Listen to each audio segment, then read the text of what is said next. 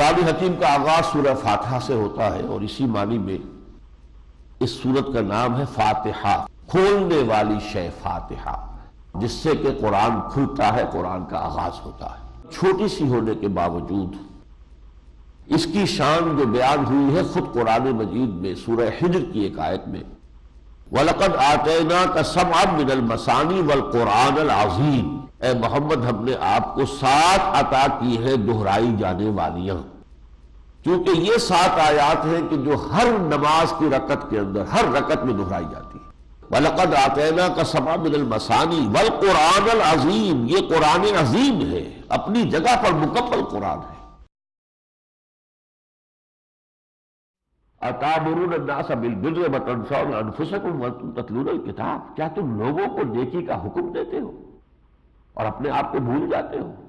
وہ تو سمجھتے تھے ہم دیندار ہیں، ہم علماء ہیں یہود کے، ہم تورات کے عالم ہیں اور تعلیمات کی ساری فقہ ہمیں معلوم ہے، تو ہم تو لوگوں کو نصیحت کریں گے، واعظ کریں گے، سکھائیں گے، تم اپنے آپ کو بھول رہے ہو۔ أَتَأْمُرُونَ النَّاسَ بِالْبِرِّ وَتَنْسَوْنَ أَنفُسَكُمْ وَأَنْتُمْ تَتْلُونَ الْكِتَابَ، درا حال ہے کہ تم کتاب پڑھ رہے ہو۔ أَفَلَا تَعْقِلُونَ، تو کیا تم عقل سے کام نہیں لیتے؟ وَاسْتَعِینُوا بِالصَّبْرِ وَالصَّلَاةِ، اور مدد حاصل کرو صبر سے اور نماز سے۔ وَإِنَّهَا لَكَبِیرَةٌ إِلَّا عَلَى الْخَاشِعِینَ، یہ نماز بہت بھاری ہے، بہت ثقیل ہے، مگر ان پر جن کے دل میں ہمارے لیے خشوع ہے، ہمارا خوف ہے، جن کے دل جھکے ہوئے ہیں ہماری یاد میں، ان کے لیے نماز جو ہے بھاری نہیں، ورنہ واقعہ یہ کہ نماز کی پابندی کرنا کوئی آسان کام نہیں۔ وَإِنَّهَا لَكَبِیرَةٌ إِلَّا عَلَى الْخَاشِعِینَ الَّذِینَ يَظُنُّونَ أَنَّهُم مُّلَاقُو رَبِّهِمْ وَأَنَّهُمْ إِلَیہِ رَاجِعُونَ، جنہیں یہ یقین ہے کہ وہ ہم سے ملاقات کریں گے اور ہماری ہی طرف انہیں لوٹ کر آنا ہے۔ یہ 7 آیات ہیں دعوت کی، اپیل کی، ایمان لانے کی، اور اس کو اس لیے جاننا ضروری ہے کہ جو اس کے بعد کا حصہ آ رہا ہے یہ 2 بریکٹوں کے درمیان آئے گا، 2 آیتیں جو آئیں گی اگلے 6 رکوع کی، اس سے بریکٹ شروع ہو رہی ہے، اور 15ویں رکوع کے آغاز میں پھر 2 آیتیں آتی ہیں بالکل وہی جس سے بریکٹ بند ہو رہی ہے، اور ان کے درمیان ہے ایک قرارداد، فرض قرارداد جرم ہے، فرض جرم ہے جو عائد کی گئی ہے بنی اسرائیل پر۔ تو اس کو اچھی طرح سمجھ لینا چاہیے کہ یہ 7 آیات دعوت کی ہے، اور یہ ہے اس بریکٹ کے باہر، اور بریکٹ کے اندر جو کچھ ہے وہ ملامت ہے، ان کے جرائم کی فہرست ہے، اور اس میں گویا کہ بریکٹ کے اندر کی ہر شے جو ہے ضرب کھاتی ہے بریکٹ کے باہر کی جو قدر ہے اس سے، گویا کہ دعوت جو ہے وہ تو اس کے اندر اس کے رگ و پے میں سرایت کیے ہوئے موجود ہے۔ یا بنی اسرائیل اذکروا نعمتی التی انعمت علیکم، اے یعقوب کی اولاد، اے بنی اسرائیل یاد کرو میرے اس انعام کو جو تم پر ہوا، وانی فضلتکم علی العالمین، اور دیکھو میں نے تمہیں تمام جہان والوں پر فضیلت دی تھی۔ اس امت کا یہ مقام و مرتبہ رہا ایک وقت میں، غور کرنے کی ضرورت ہے۔ 1400 برس تک نبوت کا تاج نہیں ٹوٹا۔ 1400 قبل مسیح میں یہ 2 نبی موجود تھے، حضرت موسیٰ، حضرت ہارون علیہ السلام۔ یہاں سے اس امت کی تاریخ شروع ہوتی ہے۔ تورات دی گئی اور کتاب دینے کے بعد ہی امت بنتی ہے۔ اس سے پہلے وہ ایک خاندان تھے، ایک نسل تھے، حضرت یعقوب کی اولاد، اس کے قبیلے تھے، لیکن اس کی امت کی حیثیت بنی ہے کب جب تورات دی گئی، 1400 قبل مسیح میں، اور 2 رسول موجود ہیں، حضرت موسیٰ، حضرت ہارون۔ اس کے بعد پورے 1400 برس تک نبوت کا تاج ٹوٹا ہی نہیں۔ کلما ہلک نبی خلفہ نبی، ایک حدیث میں حضور نے فرمایا جیسے ہی کوئی نبی فوت ہوتا تھا کوئی دوسرا نبی اس کا جانشین ہو جاتا، یہاں تک کہ پھر وہ 2 رسولوں پر آ کر وہ چین ختم ہوئی، حضرت مسیح اور حضرت یحییٰ کنٹمپریریز ہیں۔ جان دی بیپٹسٹ، جیزس آف نازارتھ، یہ بھی دونوں کے دونوں 2 سے شروع ہو کر 2 پر ختم، اور درمیان میں کوئی لمحہ نہیں آیا جبکہ کوئی نبی موجود نہیں۔ اس امت کی یہ فضیلت ہے۔ لیکن کنٹراسٹ آئے گا، یہ 7واں رکوع ختم ہوگا، اس میں 6 اور 7ویں رکوع میں ان کے واقعات کچھ بیان ہوئے تاریخ کے، تم نے یہ کیا اور یہ کیا، ہمارے انعامات یہ ہوئے، ہمارا احسان یہ ہوا، تم نے اس طرح ناشکری کی، تمہیں اگر بھوک لگی تو ہم نے من و سلوہ اتارا، تم پر اگر سورج کی تمازن بچانے کے لیے ہم نے ظللنا علیکم الغمام، تمہارے اوپر بدلی جو ہے اس کا سایہ کر دیا، جیسے جیسے تمہارا قافلہ چل رہا تھا وہ بادلوں کا جو ہے وہ بھی سایہ ساتھ ساتھ تمہارے چل رہا تھا، تمہاری ہر ضرورت پوری کی۔ تمہیں پیاس لگی تو ایک چٹان سے 12 چشمے ہم نے نکال دیے تاکہ 12 قبیلے تمہارے ہیں، ہر قبیلے کا علم کل اناس مشربہم، علیحدہ علیحدہ گھاٹ بن جائے، آپس میں جھگڑے نہ پانی کے اوپر۔ 12 چشمے ایک چٹان سے حضرت موسیٰ علیہ السلام کے عصا کی ایک ضرب سے ہم نے نکال دیے، ہم نے یہ کچھ تمہارے لیے کیا، لیکن تمہارا طرز عمل کیا رہا وہ وہاں پر بیان کیا گیا، تفصیل میں جانے کا موقع نہیں ہے۔ تو پہلی آیت یا بنی اسرائیل اذکروا نعمتی التي انعمت علیکم وانی فضلتکم علی العالمین واتقوا یوما لا تجزی نفس عن نفس شیئا، ڈرو اس دن سے جو بہرحال آ کر رہے گا، یعنی یوم قیامت، لا تجزی نفس عن نفس شیئا، جس دن کوئی انسان، کوئی جان کسی دوسرے جان کو کوئی فائدہ نہیں پہنچا سکے گی۔ ولا يقبل منها شفاعۃ، نہ ہی کسی کی جانب سے کوئی سفارش اور شفاعت قبول ہوگی۔ ولا يؤخذ منها عدل، نہ تم سے کوئی فدیہ یا ذرا تاوان قبول کیا جائے گا۔ ولا هم ينصرون، نہ کوئی مدد کی جائے گی۔ یہ قیامت کے بارے میں بڑی دل دہلا دینے والی آیت ہے جو یہاں بھی آئی ہے، 15ویں پارے میں پھر آئے گی۔ ڈرو اس دن سے، کوئی کسی کے کام نہیں آ سکے گا، کوئی سفارش اور کوئی شفاعت مفید نہیں ہوگی، کوئی دیر دلا کر چھوٹنا ممکن نہیں ہوگا۔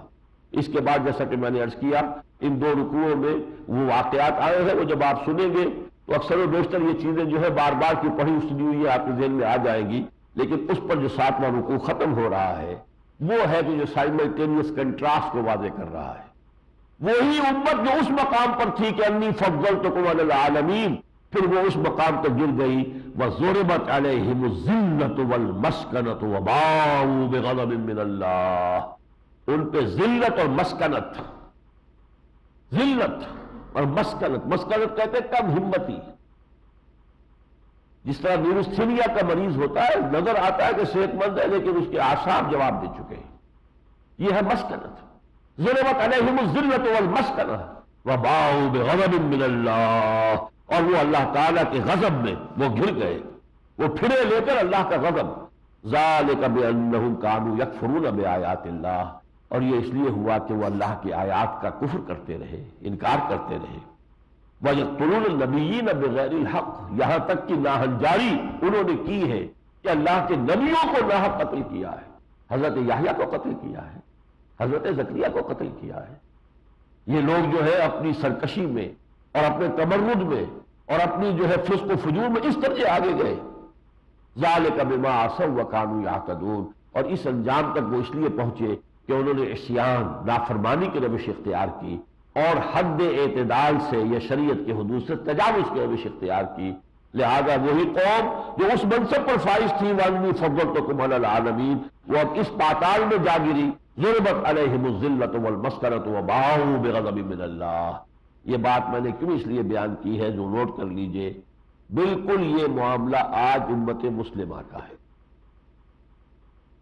وہ امت مسلمہ جسے خیر امت بھی کہا گیا سورہ آل عمران میں، کنتم خیر امت اخرجت للناس، اب اس کی جگہ ہم نے لے لی تھی۔ اور وَكَذَلِكَ جَعَلْنَاكُمْ أُمَّةً وَسَطًا لِتَكُونُوا شُهَدَاءَ عَلَى النَّاسِ وَيَكُونَ الرَّسُولُ عَلَيْكُمْ شَهِيدًا، لیکن اپنی بے اعمالی بلکہ بد اعمالی کی وجہ سے آج ہم کہاں پہنچے ہوئے ہیں؟ دنیا میں ہر 5واں انسان کلمہ گو ہے۔ 1/5 of total world population consists of Muslims۔ کتنا بڑا ایریا ہے زمین کا جو ہمارے قدموں تلے ہے، کتنے ریسورسز ہیں کہ جن کے خزانے اللہ نے ہمارے قدموں تلے رکھے ہوئے ہیں۔ آئل کے ریزرو سب سے بڑے وہ ہیں کہ جو مسلمان ممالک کے اندر ہے، ہر طرح کی معدنیات ہے، تمام ہمارے ہاں زرعی پیداوار، اجناس سب کچھ، لیکن عزت نام کی شے نہیں رہی کہ عزت نام کا جس کا گئی تیمور کے گھر سے۔ دنیا کے معاملات ہیں تو کوئی کسی مسلمان ملک کی اس میں کوئی سے ہے ہی نہیں، کوئی نہ مسلمان ملک کسی G7 میں ہے، نہ G9 میں ہے، نہ G15 میں ہے، نہ 3 میں نہ 13 میں، کوئی ہم سے کوئی رائے لیتا ہی نہیں ہے۔ انٹرنیشنل معاملات میں کسٹمی پرست کے بھیا کیستی آپ بھی ذرا کوئی رائے دے دیجئے، کوئی نہیں پوچھتا۔ ہمارے مسائل ان کے قبضے میں ہے، ہماری پالیسی وہاں سے بن کر آتی ہے، ہمیں ڈکٹیشن وہاں سے ملتی ہے۔ یہ ذلت اور مسکنت کیوں ہو گئی؟ اس مقام سے ہم یہاں کیوں گرا دیے گئے؟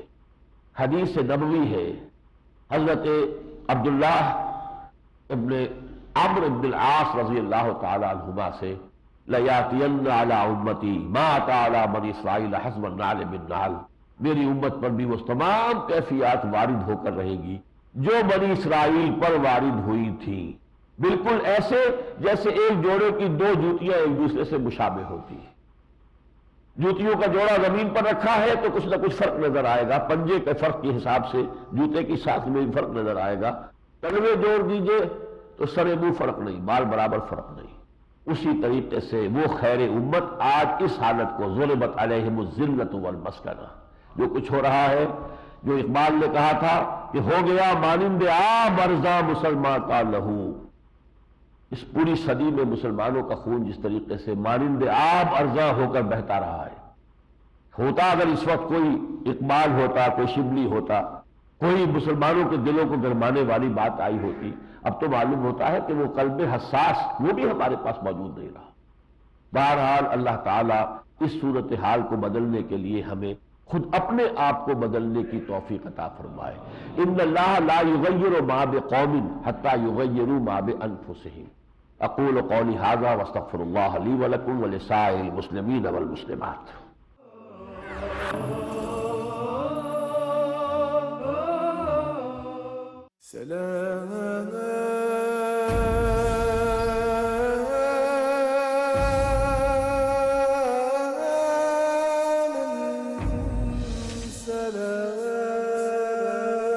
قرآن وہ سنت کی روشنی میں، اسلام کی مکمل رہبری میں،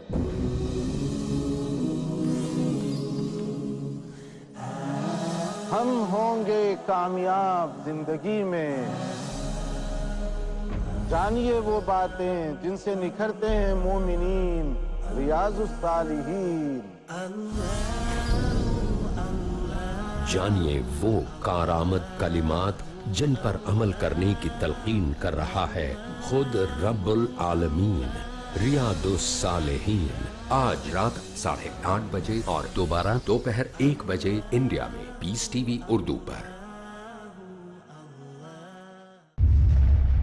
میرج اور divorce, solution or problem, joint family system, heaven or hell, big fat emails have become the norm. you choose.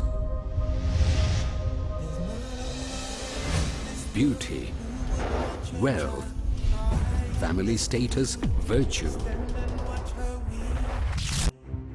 Decide what you want. Decide your choice. Be sad or be happy. It's your choice. Join Dr. Zakir Naik in Better Half or Bitter Half ہر سنیچر رات 8 بجے اور دوبارہ صبح 10 بجے India میں peace T V Urdu پر۔ Our step, The responsibility of teaching your children is yours. our concern, and help them to change their lives. our approach, Muslims can get seduced by the non-Muslim world. Best gift a mother can give to the baby is the breast milk. remedy for different issues. And I'm your host, Uthman Barry. We'd like to welcome you to the program Raising Children. Get ready to know the real and valid solutions to your problems in raising children. ہر بدھ شام 5 بجے اور دوبارہ صبح 11 بجے India میں peace T V Urdu پر۔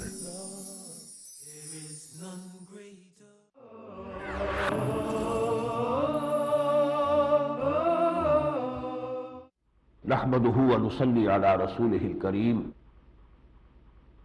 اما بعد فاعوذ بالله من الشيطان الرجيم، بسم الله الرحمن الرحيم۔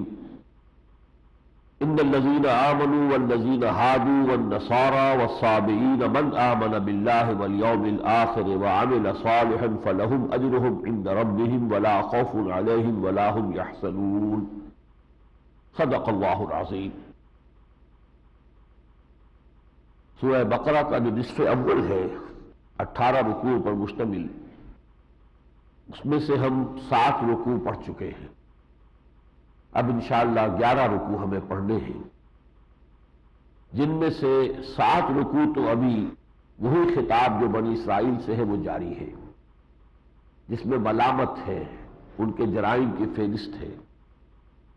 البتہ ایک اعتبار سے تو مضمون پچھلے 2 رکوع میں مکمل ہو چکا تھا کہ اس مقام سے انی فضلتکم علی العالمین گر کر وہ وہاں تک آ گئے کہ ضربت علیہم الذلۃ والمسکنۃ وباؤوا بغضب من اللہ، سائملٹینیس کنٹراسٹ مکمل ہو چکا۔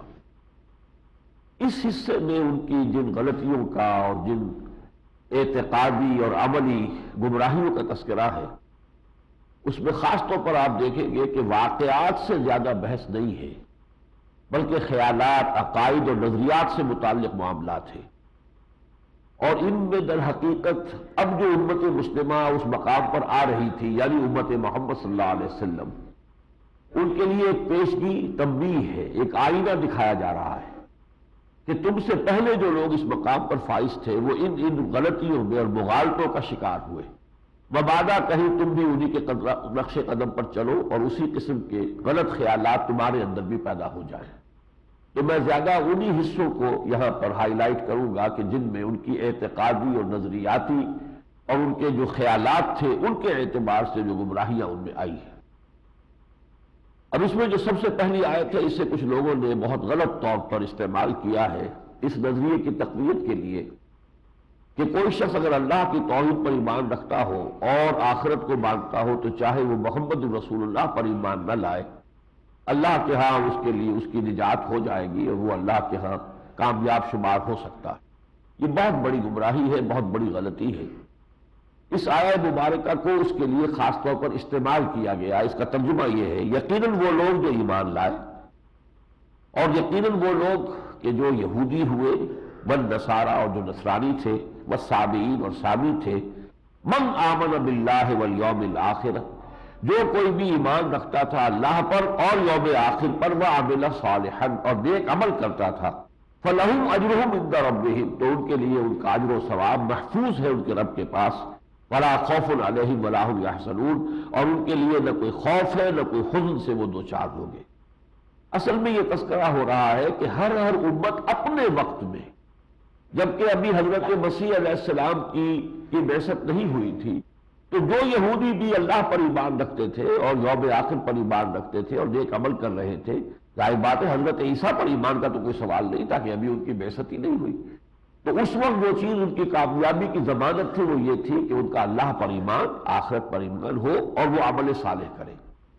اس کے بعد دور آیا جبکہ حضرت مسیح آ گئے، تو اب حضرت مسیح پر ایمان رکھنے والے، ظاہر ہے ان سے یہ تقاضا نہیں ہو سکتا کہ تم محمد پر ایمان کیوں نہیں لائے صلی اللہ علیہ وسلم، ابھی حضور کی تو بعثت ہوئی نہیں، اور امت بنتی ہے نبوت کی بنیاد پر، تو گویا کہ ایمان بالنبی تو اس میں از خود شامل ہے۔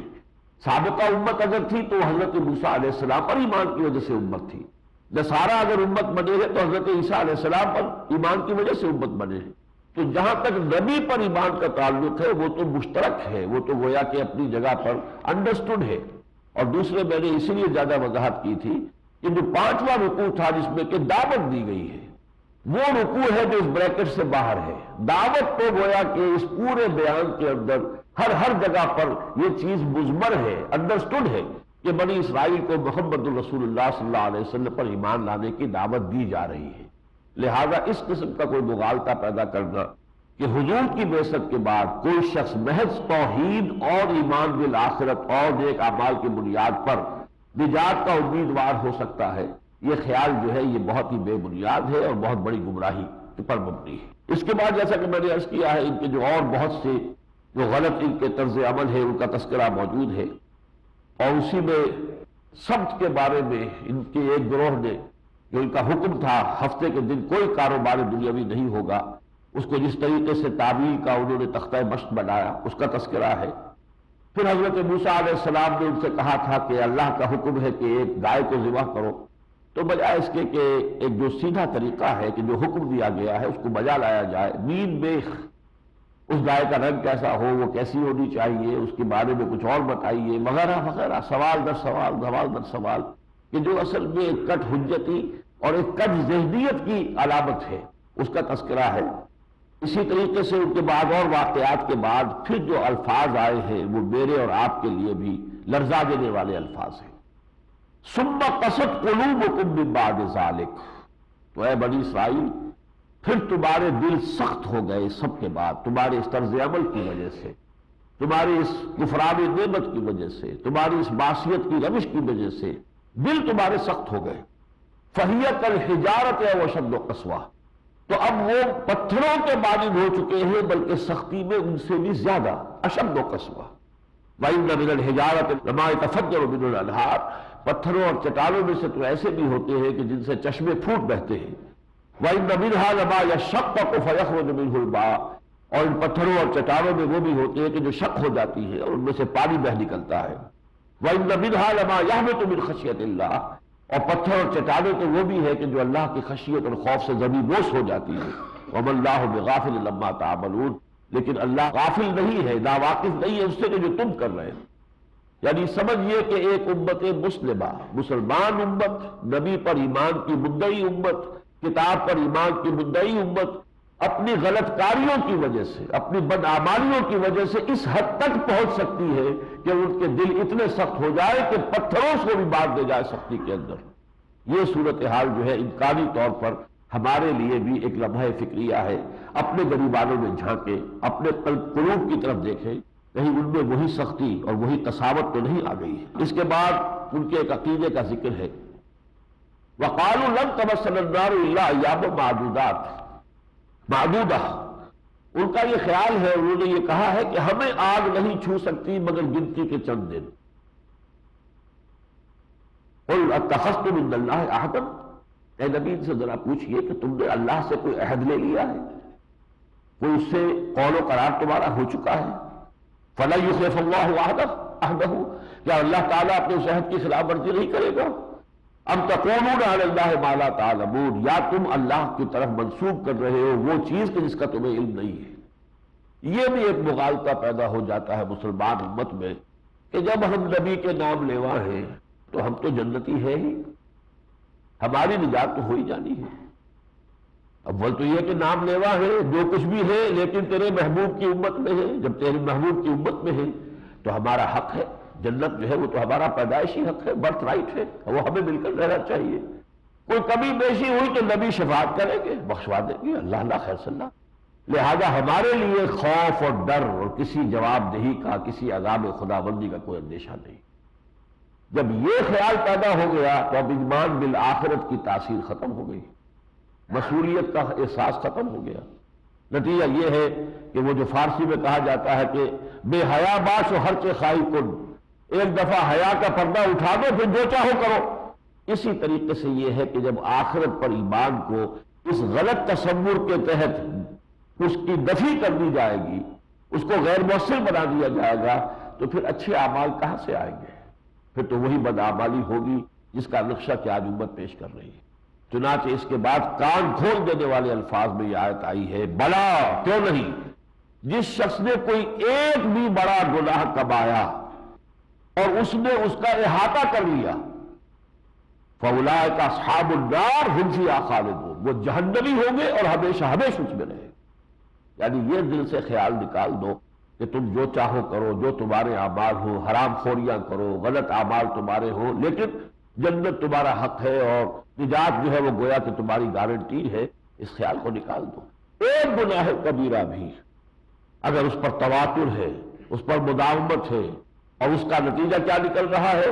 علماء کہتے ہیں کہ المعاصی برید الکفر، یہ جو معصیت ہے عملی طور پر اللہ کے کسی حکم کو توڑنا، اس سے کفر کی کیفیت پیدا ہونی شروع ہو جاتی ہے، اور ایک وقت آتا ہے کہ پھر ایمان بالکل ختم ہو جاتا ہے اور دل میں ایمان کا کوئی ایک شمع بھی نہیں رہتا، اور اس کے بعد ظاہر بات ہے کہ پھر خلود فی النار، جہنم میں داخلہ اور ہمیشہ ہمیشہ جہنم میں رہنے کا جو انجام ہے اس سے انسان دوچار ہو جائے گا۔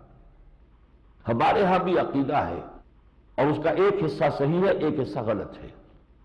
وہ حصہ جو صحیح ہے وہ یہ ہے کہ جو اہل ایمان، صرف مسلمان نہیں، اہل ایمان جن کے دلوں میں حقیقی ایمان تو ہے، ان کے اعمال میں برائیوں کا پلڑا زیادہ ہو گیا، انہیں ابتداءً جہنم میں ڈال دیا جائے گا، لیکن اپنے اس ایمان کی وجہ سے وہ جہنم سے نکال لیے جائیں گے اور بالآخر وہ جنت میں داخل ہو جائیں گے۔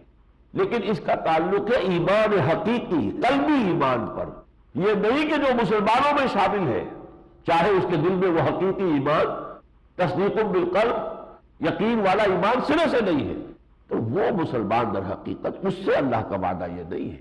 ہاں ایمان ہے لیکن کمزور ہے. اس کمزور ایمان کی وجہ سے ان کے اعمال جو ہیں ان میں سیئات کا پلڑا بھاری ہو گیا ہے حسنات سے، تو وہ جنت میں ڈال دیے جائیں گے لیکن بالآخر وہاں سے نکال کر جنت میں داخل کر دیے جائیں گے. لیکن جب اس کا اطلاق ہم کر دیں جو مسلمان ہے اس کے جب ساتھ یہ معاملہ ہوگا تو یہ اس کے اندر گمراہی پیدا ہو گئی. مسلم اور ہے مومن اور ہے، اور اس کا معاملہ آئے گا سورہ حجرات میں. قالت الاعراب آمنا قل لم تؤمنوا ولكن قولوا اسلمنا ولما يدخل الايمان في قلوبكم. یہ بدو دعویٰ کر رہے ہیں اے نبی کہ ہم ایمان لے آئے. اے نبی ان سے کہہ دیجئے تم ہرگز ایمان نہیں لائے ہو، اس مغالطے میں مبتلا نہ رہنا، بلکہ یوں کہو کہ ہم مسلمان ہو گئے ہیں اور ابھی تک ایمان تمہارے دلوں میں داخل نہیں ہوا. ایمان دل میں داخل ہو جانا اور مرحلہ ہے، اور ٹپ آف دی ٹنگ پر اس کا ہونا آمنت باللہ کما ہوا باسمائہ و صفاتہ، یہ جو اقرار باللسان ہے صرف اس سے وہ ایمان نہیں بنتا جب تک کہ تصدیق بالقلب نہ ہو. تو صرف ایمان اقرار باللسان کے درجے میں ہے، دل میں ایمان نہیں ہے، اس سے یہ وعدہ نہیں ہے. ہاں دل میں ایمان ہے لیکن کمزور ہے، اور اس حالت میں جو برائی ہے ان کا پلڑا بھاری ہو گیا ہے، ان کے ساتھ یہ معاملہ ہے. اس حد تک بات جو ہے احادیث صحیحہ سے ثابت ہے.